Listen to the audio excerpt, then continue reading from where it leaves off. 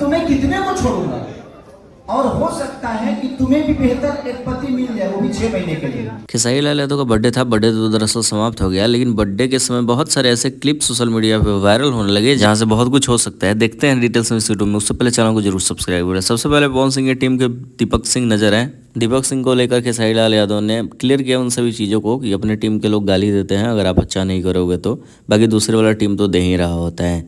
वीना मानवी, अनुपमा यादव, बहुत सारे कलाकार नजर आए खेसारी लाल यादव को लेकर।